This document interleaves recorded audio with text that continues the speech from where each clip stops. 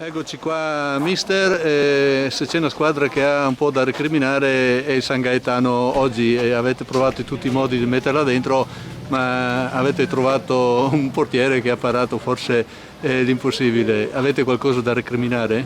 No, abbiamo fatto la nostra partita, purtroppo ci sono anche gli avversari oggi non importano. Bravo portiere che ha fatto diverse parate importanti che ha salvato il risultato, però niente da recriminare, i ragazzi hanno giocato la loro partita, hanno fatto bene, si sono impegnati, hanno creato, pertanto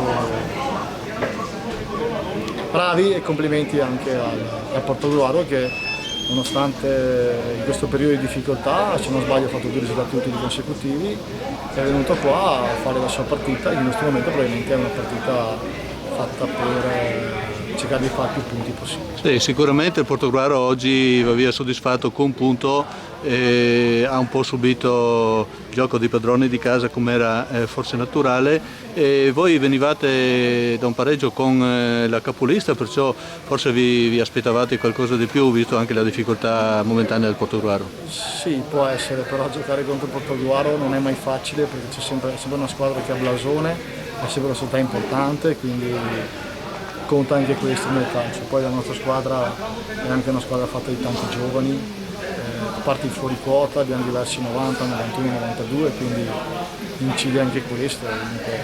L'obiettivo nostro è quello di cercare di far meglio dell'anno scorso, pertanto per il momento la strada è quella giusta. Infatti mi ha bruciato l'ultima domanda che chiedevo appunto dove volevate arrivare quest'anno. La strada è quella giusta, è quella di cercare di fare un campionato nelle linee di quello dello scorso anno, cercando di fare se possibile qualcosa di meglio. Bene, grazie mister.